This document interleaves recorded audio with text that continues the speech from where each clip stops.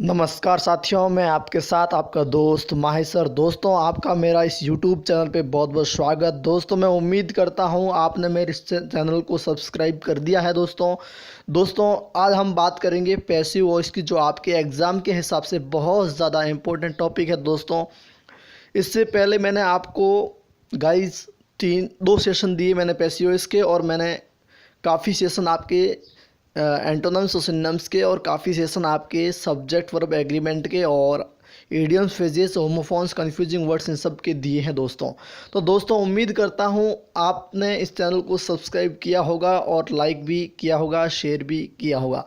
दोस्तों ले चलता हूँ आज के सेशन में हम क्या पढ़ने वाले हैं उस टॉपिक पे। दोस्तों सबसे पहले जैसा आपको दिख रहा है कि हम बात कर रहे हैं पैसिव वॉइस की, और पैसिव वॉइस आपके एग्ज़ाम के हिसाब से बहुत ज़्यादा यूज़फुल और मीनिंगफुल टॉपिक है। दोस्तों सबसे पहली बात, पैसिव वॉइस को अगर आपको सीखना है तो इससे पहले वाले दो सेशन वो ज़रूर आप देखें।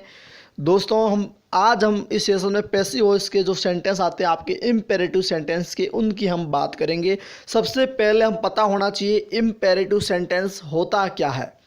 What is the meaning of imperative sentences. तो उनका मीनिंग क्या होता है, उनका मतलब क्या होता है। इम्पेरेटिव सेंटेंस को हम हिंदी में कहते हैं आज्ञार्थक वाक्य, यानी कि ऐसे सेंटेंस जिससे किसी चीज़ को ऑर्डर, कमांड या किसी भी चीज़ के लिए रिक्वेस्ट या मनाही की जा सकती है।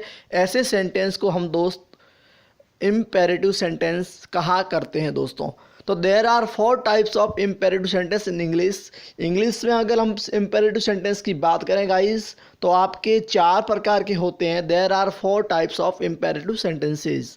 कितने प्रकार के होते हैं? 4 प्रकार। अब सबसे पहली बात ये जानना जरूरी है वो 4 प्रकार है कौन कौन से, ये भी नॉलेज होना बहुत ज़रूरी है। ये सेम के सेम सेंटेंस आपके नरेशन यानी कि स्पीच, जब आप डायरेक्ट इनडायरेक्ट पढ़ते हैं तब भी काम आते हैं। जब आप सेंटेंस को देखते हैं तब आपको देखते ही पता चलना चाहिए कि भाई सेंटेंस कैसा है। तो इसके लिए दोस्तों देखिए, अगर आपका सेंटेंस की शुरुआत है, इनकी स्टार्टिंग है, वो किससे शुरू हो रही है? वर्ब की फर्स्ट फॉर्म से। यानी कि कुछ वाक्य ऐसे आपके सामने आते हैं जिनकी शुरुआत वर्ब की फर्स्ट फॉर्म से शुरू होती है। ऐसे सेंटेंस को कहते हैं ऑर्डर या कमांड वाले वाक्य। उसके बाद दोस्तों दूसरा है आपका प्लीज़ या काइंडली वाले वाक्य। प्लीज़ या काइंडली वाले वाक्य यानी कि प्लीज़ और काइंडली के बाद अगर वर्ब की फर्स्ट फॉर्म और फिर ऑब्जेक्ट है तो आपका वो सेंटेंस प्लीज़ और काइंडली वाला इम्पेरेटिव सेंटेंस होगा। दोस्तों इसके बाद तीसरा है आपका डोंट से शुरू होने वाले वाक्य। जब आप किसी भी चीज़ को मना करते हो, किसी जैसे कहते हैं ना ऐसा मत करो, तो उसके लिए डोंट का यूज किया जाता है। डोंट डिस्टर्ब मी, मुझे परेशान मत करो। Please keep distance between you and me. Please don't touch me, मुझे आप टच मत करिए। और अगला आपका है लेट वाले वाक्य। जब आप किसी से भी लेट, वैसे खुद वर्ब है और लेट का मतलब होता है टू अलाउ करना। जैसे लेट हिम प्ले बॉल, उससे बॉल खेलने दो। लेट मी टीच इंग्लिश, मुझे इंग्लिश पढ़ाने दो। तो ये अनुमति की, कहीं न कहीं परमिशन की बात हो रही है, इसीलिए इस लेट का मतलब टू अलाउ करना, टू परमिट करना होता है गाइज। तो दोस्तों ले चलता हूँ इनके पैसिव्स कैसे बनते हैं, आपको क्या ध्यान रखना है इन सभी चीज़ों से की ओर ले जाने से पहले दोस्तों आप इस वीडियो को लाइक ज़रूर करें। देखिए दोस्तों हम देख लेते हैं आपका टाइप फर्स्ट। टाइप फर्स्ट क्या कहता है और क्या करना होता है। तो देखिए दोस्तों टाइप फर्स्ट में हम बात कर रहे हैं, अगर आपका एक्टिव वॉइस में सेंटेंस की शुरुआत वर्ब की फर्स्ट फॉर्म से हो और उसके बाद आपको अगर ऑब्जेक्ट मिलता है तो आपको सेंटेंस का सेंस देखना है। सेंटेंस में सेंस क्या आ रहा है, सेंटेंस की टोन क्या आ रही है, वो देखना बहुत ज़रूरी। जैसे अगर आपको इस सेंटेंस को पढ़ने से लगता है कि सेंटेंस में रिक्वेस्ट की टोन है तो आपको लिखना यू आर रिक्वेस्टेड टू। अगर आपको लगता है नहीं इसमें ऑर्डर की टोन है तो यू आर ऑर्डर्ड टू। नहीं, आपको लगता है इसमें तो सलाह की बात हो रही है तो यू आर एडवाइज टू। मेरी बात को आप समझ गए। फिर वर्ब की फर्स्ट फॉर्म और फिर ऑब्जेक्ट वापस का वापस लिख देना, ये सेम का सेम। दोस्तों इसी क्वेश्चन को हम दूसरे तरीके से कर सकते हैं। सबसे पहले आप लेट लिखिए, फिर ये जो ऑब्जेक्ट यहाँ पे, अगर यहाँ पे मी है तो मी, डोर का डोर, कैट का कैट, बिल्ली का बिल्ली, यू का यू, देम का देम, कि जो ऑब्जेक्ट यहाँ है वो का वहाँ ऑब्जेक्ट यहाँ ले आओ, फिर आपको बी लिख करके इस वर्ब की क्या कर दो, आप थर्ड फॉर्म कर दो दोस्तों। तो दोस्तों उम्मीद करता हूँ आपको ये टाइप फर्स्ट यानी कि वर्ब की फर्स्ट फॉर्म से शुरू होने वाले सेंटेंस समझ में आए। इसका एक एग्जाम्पल देखते हैं ताकि हमारा डाउट क्लियर हो जाए। देखिए दोस्तों एग्जाम्पल इसका ये देखिए, आराम से इसको समझिए, आराम से, बस बिल्कुल तसल्ली से। देखिए दोस्तों पहला एग्जांपल आपका ओपन योर माउथ। ओपन का मतलब होता है खोलना, ये वर्ब की फर्स्ट फॉर्म है।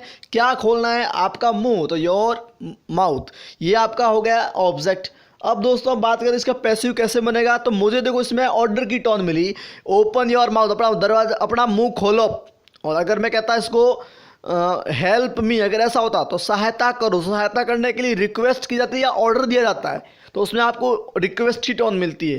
लेकिन ओपन योर माउथ, अपना मुंह खोलो फटाफट, तो ये आपका क्या है, एक आपका इम्पेरेटिव सेंटेंस जो कि वर्ब की फर्स्ट फॉर्म शुरू होने वाला, इसमें टोन आ रही है ऑर्डर की, तो इसलिए मैंने इसको कर लिया यू आर ऑर्डर टू। फिर पीछे क्या बचा, open your mouth, open your mouth same same लिख दिया, पैसिव बन गया। अगर इसी को मैं लेट से करना चाहूँ तो लेट का लेट, और लेट, अगर ऐसे सेंटेंस का लेट वाला बनाना चाहें तो लेट का सेंटेंस से ऐसा पैसिव तभी बनेगा जब आपके सेंटेंस में क्या और किसी का उत्तर होगा, यानी कि ऑब्जेक्ट होगा। अदर वर्ड नहीं होना चाहिए, ऑब्जेक्ट, और ऑब्जेक्ट वही होता है जो क्या और किससे का आंसर होता है। तो दोस्तों लेट का वाक्य बनाने के लिए क्या और कैसे का किससे का आंसर होना ज़रूरी है। ओपन मतलब खोलो, क्या खोलो, आपका मुंह, तो क्या का उत्तर पड़ा है ना, इसका मतलब इसका पैसिव लेट से बन सकता है। तो लेट योर माउथ, फिर पीछे बचा वर्ब की फर्स्ट फॉर्म, तो हो जाएगा बी थर्ड फॉर्म। तो दोस्तों इसका क्या बना, let your mouth B opened, आपका मुंह खोला जाए। देखिए दोस्तों अगर आपका गो स्लो, गो स्लो, देखिए गो का मतलब जाओ, ये भी वर्ब की फर्स्ट फॉर्म है। इसमें देखिए इसमें सलाह की बात हो रही है कि आप धीरे चलो, है ना, तो इसलिए क्या होगा, you are advise to go slow, या यू आर एडवाइज टू मैंने लिखा। मैंने कहा जैसा सेंटेंस का टोन आ रहा बाबू, उसी टोन के अकॉर्डिंग आपको यू आर रिक्वेस्टेड टू, या यू आर ऑर्डर्ड टू, या यू आर एडवाइज टू लिखना होगा बाबू। फिर मैंने आपको बहुत बड़ी बात बताई थी कि गो स्लो का वापस गो स्लो। फिर मैंने बताया कि लेट, अगर इसी सवाल का, अगर इस सेकंड एग्जांपल का अगर आप लेट से बनाना चाहें तो दोस्तों बता इसका लेट से नहीं बनेगा। लो क्यों नहीं बनेगा, आपने इसका कारण जानना आपको बहुत ज़रूरी है। क्योंकि मैंने कहा सेंटेंस में लेट से उसी का बनेगा जिस सेंटेंस में ऑब्जेक्ट होगा, और ऑब्जेक्ट मतलब क्या और किससे का उत्तर। पहले वाले सेंटेंस में था भाई खोलो, क्या खोलो, अपना मुंह खोलो, लेकिन इसमें देखो चलो, क्या चलो, ऐसा है भाई, क्या चलो या किसे चलो, ऐसा इसमें क्या का उत्तर नहीं है। कैसे चलो, ये कैसे का उत्तर है, स्लो इनकी धीरे, लेकिन कहीं पर भी क्या और किसे का उत्तर नहीं है दोस्तों, इसीलिए यहाँ पे लेट का बनेगा ही नहीं। समझ गए दोस्तों, उम्मीद करता हूँ आपको जो चीज़ मैं बताना चाहता था वो आपको भली भांति समझ में आ गई है। दोस्तों आगे चलता हूँ टाइप सेकंड में। टाइप सेकंड है आपका दोस्तों, वो है आपका प्लीज़ और काइंडली वाले वाक्य। तो प्लीज़ और काइंडली वाले वाक्य फिक्स है। प्लीज़ और काइंडली तभी बोलते हैं जब किसी भी चीज़ की रिक्वेस्ट किया करते हैं, तो रिक्वेस्ट को शो करने के लिए दोस्तों प्लीज़ और काइंडली का हम यूज करते हैं। देखिए एक्टिव वॉइस में सबसे पहले स्टार्टिंग में आपको क्या मिलेगा, प्लीज़ और काइंडली, फिर आपको वर्ब की फर्स्ट फॉर्म ध्यान रखना दोस्तों। प्लीज़ और काइंडली जहाँ सेंटेंस में आते हैं इनके जस्ट बाद में वर्ब हमेशा फर्स्ट फॉर्म ही आती है दोस्तों, और ओ का ऑब्जेक्ट। अब इसको फिक्स है कि प्लीज़ काइंडली होगा तो रिक्वेस्ट की टोन आएगी, तो हम इसको लिख सकते हैं यू आर रिक्वेस्टेड टू, फिर वर्ब की फर्स्ट फॉर्म ये का ये वापस यहाँ लिख दो। इसमें प्लीज़ और काइंडली हट जाएगा क्योंकि रिक्वेस्ट में दोनों वर्ड का समायोजन है। अगर इसी को आप दोस्तों लेट से बनाना चाहें तो सबसे पहले लेट, फिर इसमें भी अगर क्या का उत्तर होगा तो इसमें देखो क्या का उत्तर हो तो ऑब्जेक्ट, फिर बी थर्ड फॉर्म, और फिर प्लीज़ है तो प्लीज़, काइंडली है तो काइंडली। समझ गए दोस्तों, बिल्कुल सिंपल है। सबसे पहले लेट, फिर ऑब्जेक्ट, फिर बी, फिर वर्ब की थर्ड फॉर्म, फिर प्लीज़ दिया हो तो प्लीज़, काइंडली है तो काइंडली। एग्जाम्पल से अपना डाउट क्लियर होगा दोस्तों। देखिए दोस्तों बिल्कुल सिंपल एग्जांपल्स है। Please help the poor, please गरीबों की सहायता करो, ये रिक्वेस्ट की टोन है, फिक्स है, प्लीज़ आया हुआ है, तो you are requested to, please इसमें हट जाएगा, हेल्प द पुअर का हेल्प द पुअर हो गया। अब बचा लेट द। अब इसी को अगर मैं लेट से बनाना चाहूँ तो सबसे पहले मुझे क्या और किससे का उस सेंटेंस में उत्तर है या नहीं, तो इसमें देखो हेल्प करो, किसे करो, पुअर को करो। तो किससे का उत्तर पड़ा है, तो पैसिव बनेगा लेट द पुअर, फिर वर्ब की फर्स्ट फॉर्म का बी थर्ड फॉर्म, फिर प्लीज का प्लीज। तो let the poor be helped please. और अगर इसी को काइंडली से बनाऊं, अगर काइंडली वाला देखिए आप, kindly go your home, please अपने घर जाओ, प्लीज माथा फोड़ी मत करो, अपने घर जाओ प्लीज। तो देखिए ऐसे सेंटेंस में आपको काइंडली मिला हुआ है, काइंडली से रिक्वेस्ट की टोन आ रही तो होगा यू आर रिक्वेस्टेड टू, और पीछे बचा गो योर होम का गो योर होम। इसमें लेट वाला नहीं बनेगा।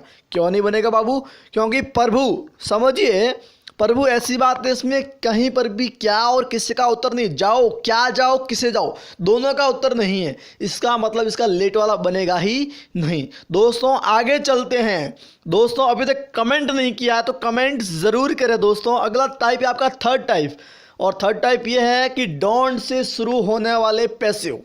डोंट से शुरू होने वाले पैसिव को किस प्रकार से बनाया जा सकता है। देखिए सबसे पहले एक्टिव वॉइस के अंदर दोस्तों आपको शुरुआत में क्या मिलेगा, डॉट, या तो डोंट मिलेगा या मिलेगा डू नॉट, फिर वर्ब की फर्स्ट फॉर्म, फिर आपका ऑब्जेक्ट, ऐसा मिलता है तो फिक्स है। डोंट है तो किसी भी चीज़ की मनाही कर रहा है, तो यू आर फॉरबिडन टू। लेकिन दोस्तों इसमें अगर फॉरबिडन टू का ऑप्शन नहीं मिलता है तो हो सकता है कि आपको कोई सलाह भी दे सकता है कि डोंट प्ले विथ स्नैक्स, सांप के साथ मत खेलो, तो ये एक सलाह हो सकती है। तो ये कह सकते हैं यू आर एडवाइज, फिर यहाँ बोल देना नॉट टू।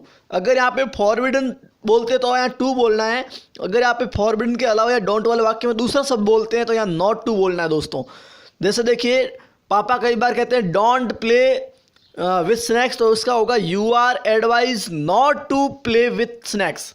और अगर इसको फॉरबिडन से करें तो you are forbidden to play with snacks. तो दोस्तों बता देता हूँ कि अगर आप डोंट वाले वाक्य को आप बनाते हैं, अगर फॉरबिडन लिखते हैं तो टू आएगा, फॉरबिडन को छोड़ दूसरा शब्द लिखते हैं तो यहाँ पे दोस्तों आपका नॉट टू कंजक्शन आएगा, फिर वर्ब की फर्स्ट फॉर्म का वर्ब की फर्स्ट फॉर्म और ऑब्जेक्ट का ऑब्जेक्ट। इसका लेट वाला भी बनता है, सबसे पहले लेट, फिर ऑब्जेक्ट, फिर यहाँ पे नॉट, और फिर यहाँ पे वर्ब की फर्स्ट फॉर्म का बी थर्ड फॉर्म हो जाएगा। लेकिन दोस्तों बता देता हूँ सेंटेंस में सबसे पहले लेट का उसी का बनता है जिसमें क्या और किसी का उत्तर होता है। डोंट टच मी, मुझे टच मत करो, प्लीज दूर रहो, प्लीज कीप डिस्टेंस, प्लीज दूर।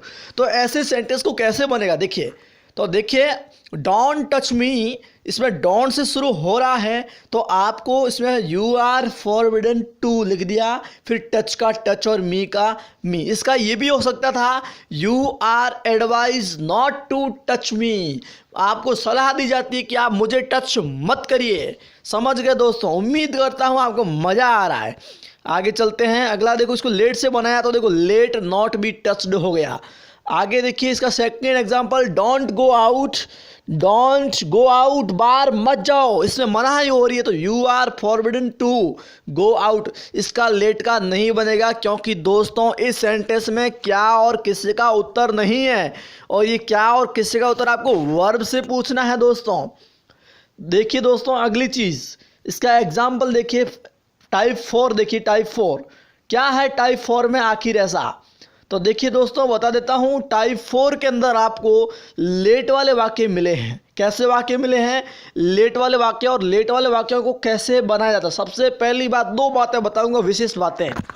सबसे पहली बात, लेट के बाद जो वर्ब आती है वो हमेशा वर्ब की फर्स्ट फॉर्म आती है, समझ गए दोस्तों। दूसरी शर्त बता देता हूँ कि लेट के बाद हमेशा ऑब्जेक्टिव के साथ, कि लेट मी सही होगा, लेट आई नहीं, लेट अस सही होगा, लेट वी नहीं, लेट हिम सही होगा, लेट ही नहीं, लेट हर सही होगा, लेट शी नहीं।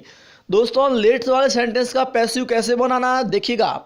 सबसे पहले एक्टिव वॉइस में आपको लेट दिया होगा, फिर यहाँ पे ऑब्जेक्टिव केस यानी कि माई, हिम, हर, देम, यू ये दिया होगा। उसके बाद वर्ब की फर्स्ट फॉर्म, लेट के बाद देखो वर्ब की फर्स्ट फॉर्म आई है, फिर आपका ऑब्जेक्ट। तो इसका पैसिव बनाने के लिए लेट का लेट लिख दो। उसके बाद दोस्तों जो आपको यहाँ पे ऑब्जेक्ट दिया हुआ है वो ऑब्जेक्ट यहाँ ले आओ, कोई भी चेंज नहीं करना, मी का मी, हिम का हिम। फिर आप दोस्तों क्या करेंगे, इस वर्ब की फर्स्ट फॉर्म का कर देंगे बी थर्ड फॉर्म, और जैसे ही ऑब्जेक्टिव केस को आप यहाँ लाओगे तो इसका हो जाएगा बाई प्लस ऑब्जेक्टिव केस। कोई भी चेंज नहीं करना, सिर्फ बाई लिख करके उसको लिखना है। अगर यहाँ पे मी लिखा हो तो बाई मी, हिम है तो बाई हिम। समझ गए दोस्तों। और इसी को अगर आप और तरीके से करना चाहें तो आप लिख सकते हैं यू आर अलाउड टू, फिर वर्ब की फर्स्ट फॉर्म और फिर आपका ऑब्जेक्ट, क्योंकि लेट का मतलब किसी भी चीज़ के लिए अलाउ करना, परमिशन देना होता है दोस्तों। देखिए दोस्तों, अगली चीज़, इसका एग्जाम्पल देखिए आप, एग्जाम्पल से आपका डाउट क्लियर हो जाएगा। Let me play ball, let me play ball, यहाँ देखिएगा लेट का लेट, फिर ये बॉल का बॉल, वर्ब की फर्स्ट फॉर्म का बी थर्ड फॉर्म और मी का बाई मी हो गया दोस्तों। तो दोस्तों उम्मीद करता हूँ आपको ये सेशन बहुत अच्छा लगा। अभी तक आपने इसको लाइक नहीं किया है और इस चैनल को सब्सक्राइब नहीं किया तो पहले सब्सक्राइब ज़रूर करें दोस्तों। ऐसे ही सेशन में आपको आगे और देता रहूँगा दोस्तों। अधिक से अधिक लोगों तक इसको पहुँचाएँ दोस्तों।